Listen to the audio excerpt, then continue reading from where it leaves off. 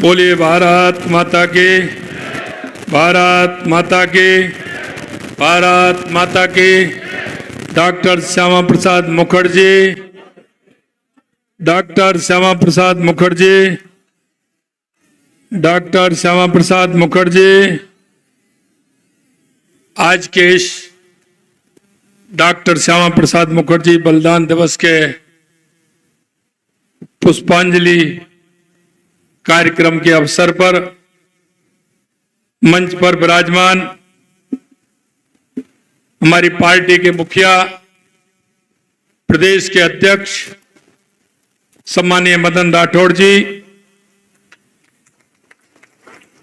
Cabinet में हमारी साथी और उप मुख्यमंत्री श्रीमती दिया कुमारी जी, दूसरे हमारे साथी उप मुख्यमंत्री भाई प्रेमचंद बैरवा जी, कैबिनेट मंत्री भाई राज्यवर्धन सिंह जी राठौड़ साहब, प्रदेश के पूर्व अध्यक्ष अशोक परनामी जी, प्रदेश के पूर्व अध्यक्ष अरुण चतुर्वेदी जी, प्रदेश कार्यक्रम प्रभारी एवं प्रदेश उपाध्यक्ष नाहर सिंह जोधा जी, पार्टी के जिला अध्यक्ष भाई अमित गोयल जी, सिविल लाइन के विधायक गोपाल शर्मा जी, हवा महल के विधायक बाल मुकुंदाचार्य जी, विधायक बगरू श्री कैलाश वर्मा जी, जयपुर ग्रेटर की महापौर सौम्या गुर्जर जी, कार्यक्रम के संभाग के प्रभारी शैलेंद्र भार्गव जी, जिला संयोजक कार्यक्रम संजय जैन जी, विधानसभा आदर्श नगर के प्रत्याशी रवि नैयर जी, विधानसभा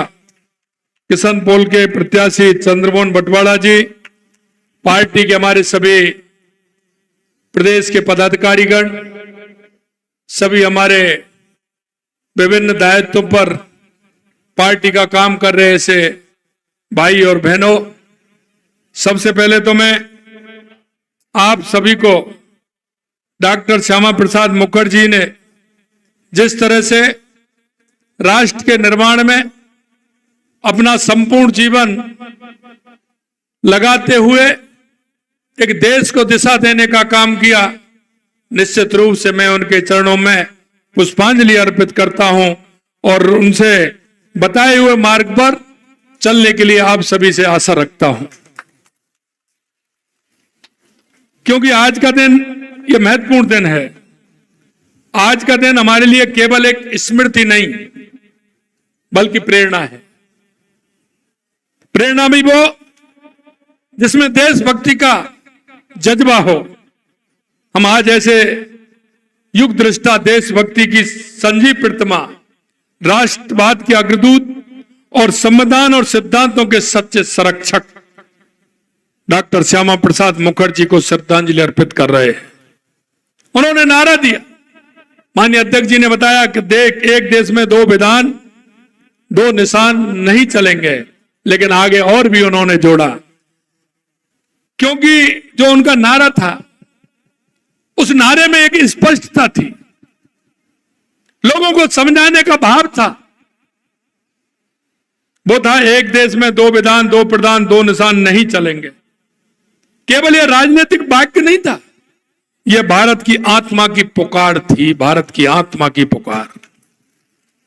मित्रों, मैं कहना चाहता, क्योंकि आपने देखा कि देश की आजादी के बाद देश के अंदर जिस तरह से जिन सूरवीरों ने, जिन बलिदानियों ने जिस कल्पना के साथ, जिस भाव के साथ देश की आजादी में जो हिस्सा लिया था, उन्होंने सपना जो देखा था, और सपना जब देखा था उन्होंने कहा कि हमारा देश कैसा होना चाहिए, निकल पड़े।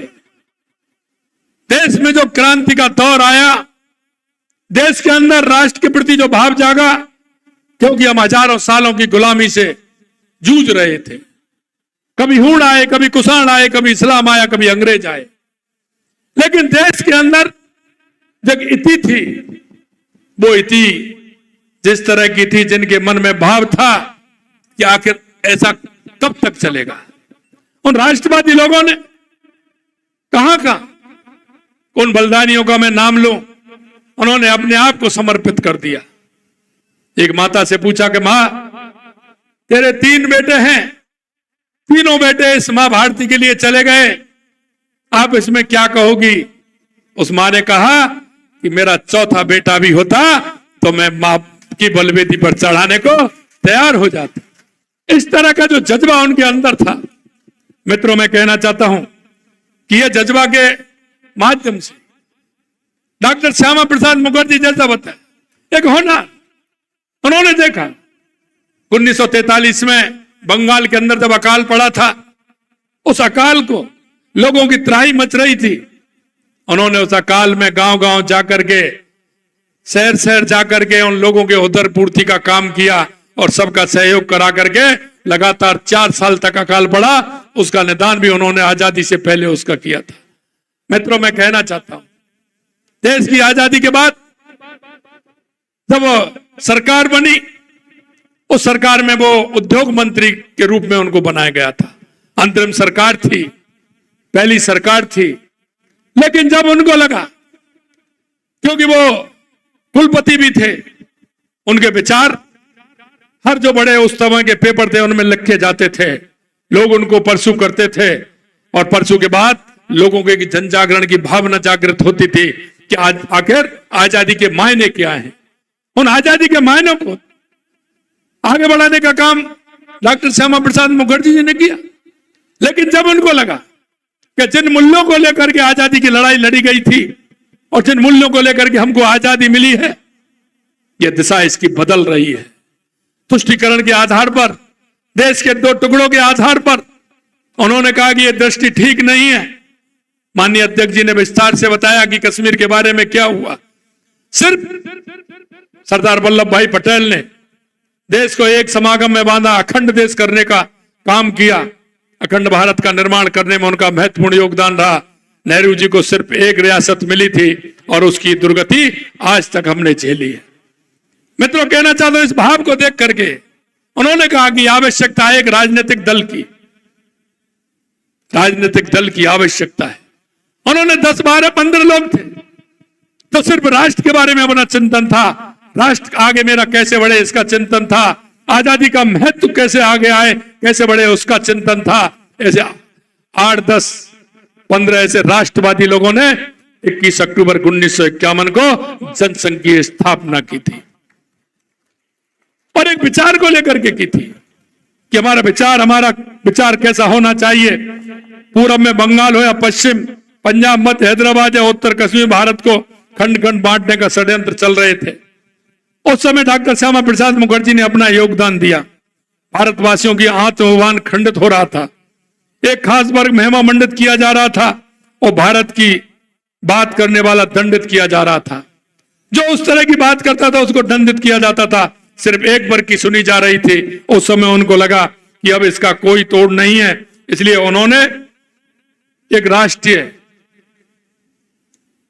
ऐसे लोगों ने मिलकर के 21 अक्टूबर 1951 को जनसंघ की स्थापना की। मित्रों मैं आपसे कहना चाहता हूं, तो स्थापना हुई, आज आपका परिवर्तित रूप आप देख रहे हैं। जो 10-15 लोगों की जो पार्टी थी, जो राष्ट्र को लेकर के उन्होंने गठन किया, आज खुशी है। कल माननीय अध्यक्ष जी जो 14 लोगों की थी, आज वो 14 करोड़ की पार्टी बन गई है। यह सच्ची श्रद्धांजलि माननीय डॉक्टर श्यामा प्रसाद मुखर्जी को होगी। आज उनका लगाया हुआ पौधा बट वृक्ष हो रहा है। और मैं आपसे एक बात और कहूंगा मित्रों, लेकिन वो नीम की ईंट जिन्होंने काम किया, कभी मन में यह विचार नहीं था। आज हम जिस परिदृश्य में राजनीति कर रहे हैं उसका मायना दूसरा है, लेकिन उस समय कोई यह भी नहीं सोच सकता था कि सांसद विधायक की तो बात छोड़िए, कोई पार्षद भी बन जाए। कहीं चुनाव की कहीं दूर दूर तक कोई ऐसा नहीं दिखता था, लेकिन उनके अंदर जो राष्ट्रवाद का जज्बा था उसे लेकर के वो चले और चरे बेटी आप देख रहे हो जिस तरह से उन्होंने काम किया। ये नारा एक हमारा सोपान बन गया था, जहां हुए बलिदान मुखर्जी वो कश्मीर हमारा है। धारा 370 हटाओ, राम मंदिर बनाओ, ये संजीव नारे हैं।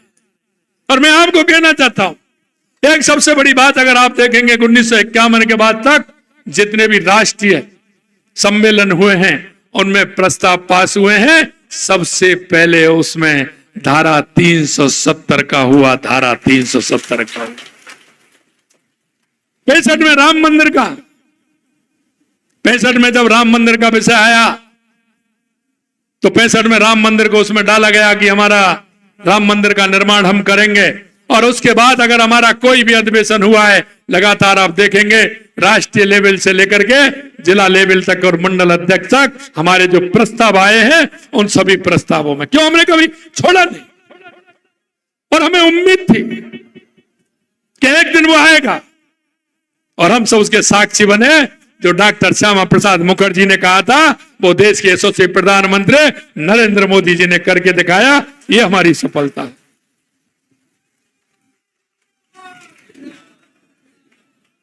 आम भारतीयों को कश्मीर के अंदर परमिट से मिलता था प्रवेश, परमिट से प्रवेश मिलता था। 2 झंडे होते थे, 2 संविधान होते, 2 प्रधान होते थे। ऐसे कठिन समय में श्यामा प्रसाद मुखर्जी ने कठोर संघर्ष किया, कठोर संघर्ष किया उन्होंने। यही नहीं मैं आपसे कहना चाहता हूं। वो तो बंगाल के रहने वाले थे, कहां बंगाल कहां कश्मीर, कभी हमने विचार किया है? लेकिन जिसके अंदर राष्ट्र के प्रति भाव जागृत होगा, जिन्होंने सोचा कि अगर मेरा देश अगर इस तरह से कश्मीर चला गया तो क्या होगा, उन्होंने पूरा जोर कश्मीर पर दे करते हुए उन्होंने कहा कि मैं नहीं कश्मीर जाऊंगा, बिना परमिट के जाऊंगा।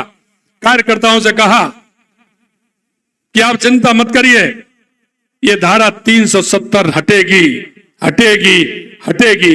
ये उनका वचन था और माननीय प्रधानमंत्री जी ने उसको पूरा किया। हमेशा कांग्रेस ने भेदभावपूर्ण की राजनीति की है और मैं इसलिए आपसे कहना चाहता हूं मेरे भाइयों कि जनसंख्या की स्थापना राष्ट्र का प्रथम वैचारिक राजनीतिक विकल्प दिया। ये विकल्प ही नहीं दिया उन्होंने, जिस तरह से ना राष्ट्रताम परम देवम ना मातृ परम तपम, राष्ट्र से बढ़कर कोई देवता नहीं है और मातृभूमि की सेवा से बड़ा कोई तप नहीं है। ये डॉक्टर श्यामा प्रसाद मुखर्जी ने कहा। सर्वे भवन्तु सुखना सर्वे संतु निरामया, सभी सुखी हों, सभी रोग मुक्त हों, यही राष्ट्र की सच्ची सेवा है। इसके अलावा उन्होंने कहा संगच्छदम संबद्धम सेवो मनासी जानता, यानी कि हम साथ चलें, साथ बोले और एकजुट होकर सोचें कि यही राष्ट्र निर्माण का मूल है। हमारी इति सांस्कृतिक राष्ट्रवाद, हमारी जो संत हैं, महंत हैं, हमारे ऋषि हैं, मुनि हैं, उनका तप हमारे राष्ट्र के अंदर जो समाया हुआ है उसको हम आगे कैसे बढ़ाते चले। डॉक्टर श्यामा प्रसाद मुखर्जी थे कि राष्ट्र का विकास तभी संभव है जब हर नागरिक को शिक्षा मिले, स्वास्थ्य, आवास और रोजगार और सम्मान मिले। उनकी सोच थी कि हर व्यक्ति को राष्ट्र की प्रगति में भागीदारी बनाना ही राष्ट्रवाद है। आज जब हम राजस्थान में हर गरीब को पक्का मकान, हर गांव को सड़क, हर खेत को पानी और युवाओं को नौकरी देने का संकल्प लेते हैं, तब श्यामा प्रसाद जी की वे दृष्टि को ही धरातल पर उतारने का काम कर रहे हैं। और आपने देखा है देश के यशस्वी प्रधानमंत्री नरेंद्र मोदी जी ने 2014 के बाद देश में जिस तरह से परिवर्तन आया है, यह परिवर्तन ऐसे नहीं आया। यह परिवर्तन डॉक्टर श्यामा प्रसाद मुखर्जी और पंडित दीनदयाल उपाध्याय जी की जो नीति थी, उन्हें लेकर के मोदी जी आज चल रहे हैं। गरीब कल्याण की कल्पना हो, चाहे हमारे राष्ट्र का विकास हो, या दुनिया में बढ़ता हुआ भारत का सम्मान हो, या आतंकवाद नक्सलवाद का खात्मा हो, इन सभी को लेकर के हमारे प्रधानमंत्री जी चल रहे हैं। उनका जीवन इस बात का उदाहरण है कि सिद्धांतों से समझौते किए बिना भी एक नेता प्रभावशाली और सफल लोकप्रिय हो सकता है। अगर उन्होंने अपने जीवन में कभी समझौता नहीं किया, इसलिए वो कह सकते हैं कि वो सबसे लोकप्रिय भी हुए। मित्रों, आज हम सब सरकार के 11 वर्षों की क्रांतिकारी यात्रा का जश्न मना रहे हैं। 11 साल का पूरा हम देख रहे हैं, तो ये भी याद करना परम आवश्यक हो जाता है कि माननीय प्रधानमंत्री जी ने देश को नीति पक्षाघात से नीति नेतृत्व की ओर ला खड़ा किया है। उनके नेतृत्व में भारत दुनिया की चौथी अर्थव्यवस्था भी बन रहा है। अब अगर हम छोटी छोटी बात करें तो आपने देखा उज्ज्वला से लेकर आयुष्मान से लेकर के पीएम आवास से लेकर करोड़ लोगों को सीधे लाभ मिल रहा है। आत्मनिर्भर भारत और डिजिटल इंडिया, स्टार्टअप इंडिया जैसे अभियानों ने युवाओं को नई पहचान भी दी है। यही नहीं, मैं आपसे इतना कहूंगा कि डॉक्टर श्यामा प्रसाद मुखर्जी जी का जो सपना था उस सपने को हमें पूरा करना है। उनका सपना पूरा था कि दुनिया में भारत सर्वशक्तिशाली हो, विकसित भारत हो, उत्कृष्ट भारत हो। आज हम देख सकते हैं, आज हम कह सकते हैं कि देश के यशस्वी प्रधानमंत्री नरेंद्र मोदी जी के नेतृत्व में दुनिया भारत की तरफ देख रही है। और मित्रों, मैं यही कहना चाहता हूं, आज हमें उनके बलिदान दिवस से प्रेरणा लेनी चाहिए कि हम डॉक्टर श्यामा प्रसाद मुखर्जी जी के वो जो उनका व्यक्तित्व था, जो उन्होंने जिस तरह से बंगाल से चल करके, यही नहीं, आजादी से पहले जो उन्होंने काम किया वो भी उनको इंगित करता है। आजादी के बाद उन्होंने उद्योग मंत्री से इस्तीफा देकर के राष्ट्र के प्रति क्या हमें करना चाहिए, क्या हमारी सोच होनी चाहिए। बुजुर्ग हमारे जो बलिदानी थे, उनके जीवन में जो देश को लेकर के जो भाव था, उस भाव को बढ़ाने का हम कैसे काम कर सकते हैं।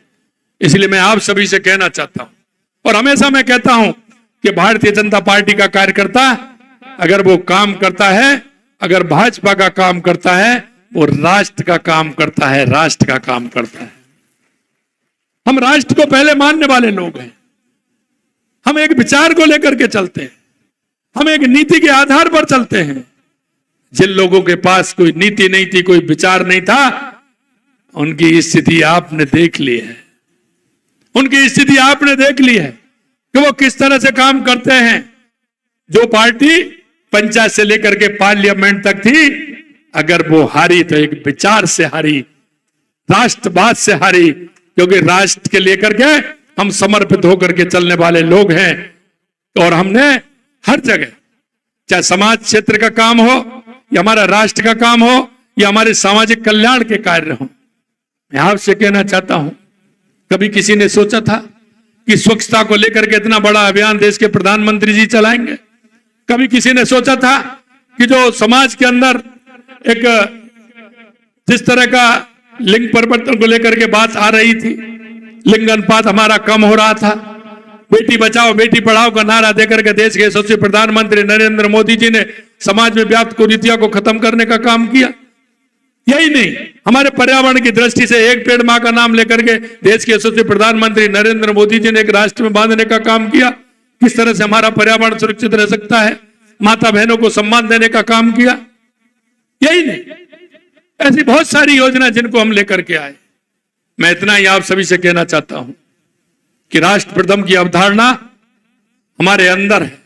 हम राष्ट्र प्रथम को लेकर के अगर हम चलेंगे तो निश्चित रूप से आने वाले समय में जिस तरह की कुरीतियां हैं उनको भी समाप्त करेंगे, और आगे बढ़ते हुए हम उनको भी जवाब देंगे जिन्होंने सिर्फ गरीबी का नारा देकर के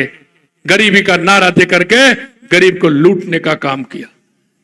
हम अगर गरीबी की बात करते हैं तो गरीब कल्याण की योजनाएं कितनी, और अभी आप देख रहे हैं कई यहां के क्या कहते हैं, ट्विटर नहीं, ट्विटर क्या बोलते हैं उसको, नहीं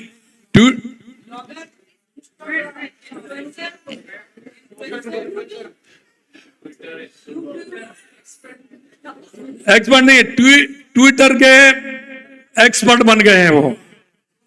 सोशल मीडिया में वो क्या है, ट्विटर पर आप देखेंगे, मैं उनसे कहना चाहता हूं, वे ट्वीट करते हैं और कुछ नहीं करते, ट्वीट करते हैं ट्विटर पर। लेकिन मैंने उनसे एक दिन कहा कि जिस दिन आप ट्वीट कर रहे हैं उस दिन पीछे के पेपर निकाल लीजिए, उसी दिन का पेपर निकाल दिए जिस दिन आपने ट्वीट किया है। कांग्रेस के लोगों से मैंने कहा उसी दिन का पेपर निकाल दीजिए, और वो आप पीछे का उसी तारीख का निकाल दीजिए, आपको मालूम पड़ जाएगा कि उस दिन आपने क्या किया था और आपकी क्या स्थिति थी। ऐसे लोगों को जवाब देना है। देश के यशस्वी प्रधानमंत्री नरेंद्र मोदी जी के नेतृत्व में जिस तरह से हमारा देश आगे बढ़ रहा है, मैं कार्यकर्ता बंधुओं आपसे मैं इतना कहना चाहता हूं, डॉक्टर श्यामा प्रसाद मुखर्जी से हमें बलिदान दिवस के अवसर हमें प्रेरणा लेनी चाहिए। और मैं कांग्रेसियों को भी कहना चाहता हूं, वो मेरे से भी कह रहे हैं कि साहब मुख्यमंत्री रुकते नहीं है, मुख्यमंत्री जी रुकते नहीं है। अरे भाई, सोने के लिए और होटल में रुकने के लिए तो आप ही बहुत थे।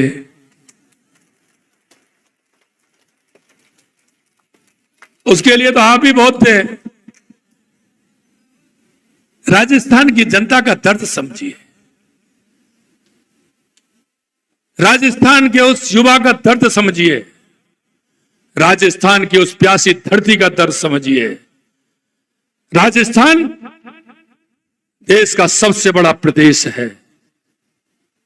मैं कहना चाहता हूं उनसे कि राजस्थान में आज भी बहुत बड़ी आवश्यकता है। राजस्थान के उस युवा के लिए, राजस्थान की बहनों के लिए, राजस्थान के किसान के लिए, राजस्थान के मजदूर के लिए आज काम करने की आवश्यकता है, घर में बैठने की आवश्यकता नहीं है। और इसीलिए मैं कहना चाहता हूं कि वो कह रहे हैं कि बिजली नहीं आ रही, मेरे को जरा बता दो कहां नहीं आ रही है। आपका रिकॉर्ड भी उठा करके देख लीजिए, हमारा भी देख लीजिए। आपने 5 साल में कितनी बिजली उत्पादन की थी और हमने 1.5 साल के अंदर कितनी बिजली उत्पादन किया है, कितने कनेक्शन दिए, उस समय से कितनी आवश्यकता है, जरा एक बार आंकड़े तो मंगा लीजिए करिएगा। आप ट्वीट करते हैं, जनता को क्या बताना चाहते हैं?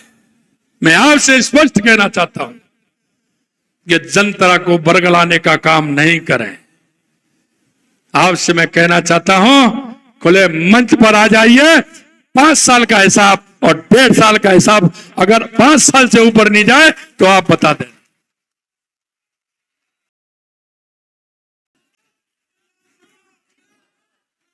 आप किससे बात? ये कार्यकर्ता है भाजपा का, ये प्रदेश और देश के लिए जीता है, जनता के लिए जीता है। ये समर्पित कार्यकर्ताओं की फौज है, इसके आगे किसी और की कोई वो नहीं। मैं देखता हूं, अभी एक अभियान लिया था हमने, वंदे गंगा जल संरक्षण अभियान। वो अभियान लिया था, उस अभियान के लिए मैं राजस्थान की जनता को और समस्त कार्यकर्ताओं को बहुत बहुत बधाई देता हूं, बहुत बहुत धन्यवाद देता हूं कि जिन्होंने जहां तालाब, पोखर, एनीकट, नदी, बांध, जहां भी उसको आवश्यकता लगी, उसने जाकर के श्रमदान भी किया और उस काम को संभालने का काम किया। और आपके माध्यम से मैं उन प्रवासी राजस्थानी भाइयों को भी धन्यवाद देना चाहता हूं, जिन्होंने कर्म भूमि से मातृभूमि में जो जल संचय का काम किया है, उनको भी धन्यवाद देना चाहता हूं। हम डॉक्टर श्यामा प्रसाद मुखर्जी की प्रेरणा लेकर के चलते हैं। उन्होंने जीवन में जो उतारा उसको आगे बढ़ाने का काम हमारा कार्यकर्ता करता है। अभी आपने देखा योग में राजस्थान रजिस्ट्रेशन में भी पहले नंबर है और योग की संख्या में भी पहले नंबर है।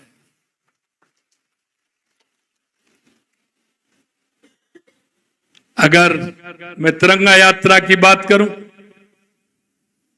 तो राजस्थान के अंदर जो जज्बा, क्योंकि हमारी 1000 किलोमीटर की सीमा, 1000 किलोमीटर से ज्यादा सीमा है।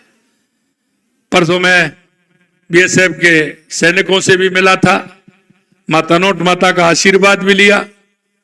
निश्चित रूप से मैं कह सकता हूं कि जो जज्बा राजस्थान के जनता के अंदर था, क्योंकि हमारी सीमाएं 1000 किलोमीटर से ज्यादा, लेकिन हमारे नौजवान का जो हौसला था, हमारे जो बुजुर्गों का हौसला था, जब सेना के जवान मेरे को कह रहे थे कि आपके, जब आपने देखा तो हम ऐसा पहली बार हमने देखा है, जिस तरह से आम जन, जैसलमेर हो, बाड़मेर हो, बीकानेर हो, गंगानगर हो, जिस तरह से आम जन में जो जज्बा था ऑपरेशन सिंदूर को लेकर के, हमने पहली बार देखा। ये मेरे वहां के सैनिकों ने कहा। मित्रों, मैं आपसे इतना ही कहूं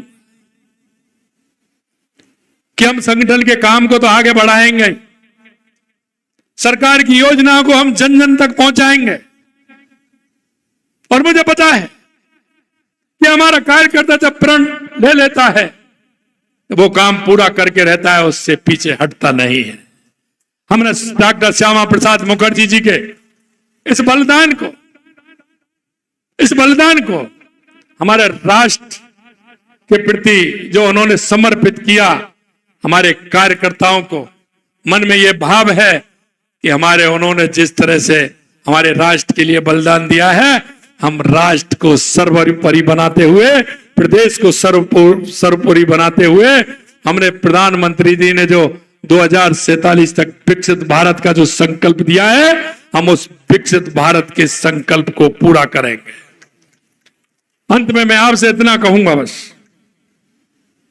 कि हमारी केंद्र की सरकार हो या राज्य की सरकार हो, लगातार काम कर रही है। हमारी जो योजनाएं वो लगातार आगे बढ़ रही हैं। आप सभी से मित्रों मेरा एक ही निवेदन है, मैंने जिक्र किया आपसे कि डॉक्टर श्यामा प्रसाद मुखर्जी ने 1943 में लगातार 3-4 साल तक अकाल जब पड़ा था, वो गांव-गांव गए थे, गांव-गांव गए थे, ढाणी-ढाणी जाकर के उन्होंने उस अकाल में लोगों से सहायता कराते हुए वहां के लोगों को पलायन से रोका था। वहां के लोगों के उदर पूर्ति के लिए उन्होंने काम किया था। स्वयंसेवी संस्थाओं के माध्यम से उन्होंने काम किया, वहां के उद्योगपतियों को लेकर के काम किया।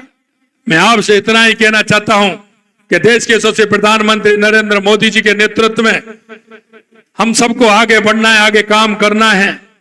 हमारे बगल में कोई भी हमारा ऐसा भाई रहता है, ऐसी कोई बहन रहती है, कोई दिव्यांग बहन रहती है, कोई भी बुजुर्ग रहता है, हमारी केंद्र की बहुत योजनाएं हैं। उन योजनाओं के माध्यम से मेरे उस गरीब भाई बहन को, मेरे बुजुर्ग माता जी को, बुजुर्ग ताऊ जी को, उनको पूरा लाभ हमारी योजनाओं का मिले। ये हमारा आज का जो डॉक्टर श्यामा प्रसाद मुखर्जी का बलिदान दिवस है, निश्चित रूप से उनको लाभ देते हुए हम उनके सपने को पूरा करने का काम करेंगे।